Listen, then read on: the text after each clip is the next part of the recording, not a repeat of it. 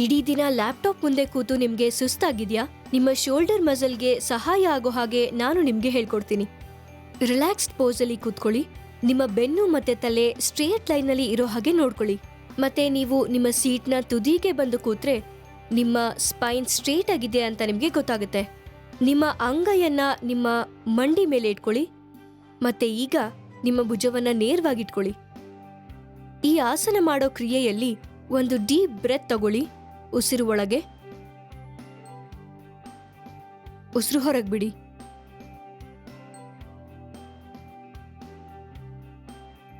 ನಿಮ್ಮನ್ನ ನೀವು ಸಂಪೂರ್ಣವಾಗಿ ರಿಲ್ಯಾಕ್ಸ್ ಮಾಡ್ಕೊಳ್ಳಿ.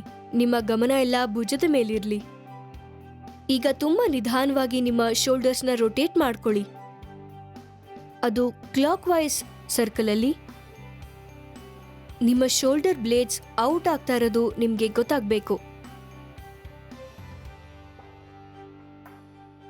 ಅದು ಮಾಡಿ ಮುಗಿದ ನಂತರ ಆಂಟಿ ಕ್ಲಾಕ್ ವೈಸ್ ಅಲ್ಲಿ ಇದನ್ನ ಮಾಡಿ.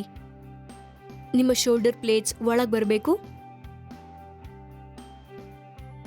ಕಂಟಿನ್ಯೂ ಮಾಡಿ. ರಿಲ್ಯಾಕ್ಸ್ ಮಾಡಿ. ಮತ್ತೆ ಉಸಿರನ್ನ ಒಳಗೆ ತಗೊಳ್ಳಿ.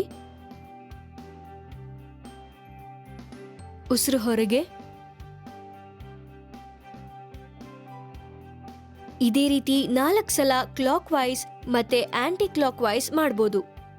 ಈ ಆಸನದಿಂದ ಇರೋ ಬೆನಿಫಿಟ್ಸ್ ಅಂದ್ರೆ ನಿಮ್ಮ ಶೋಲ್ಡರ್ ಮಸಲ್ಸ್ ಮತ್ತೆ ಕತ್ತಲ್ಲಿ ಬ್ಲಡ್ ಸರ್ಕ್ಯುಲೇಷನ್ ಚೆನ್ನಾಗಿ ಆಗುತ್ತೆ.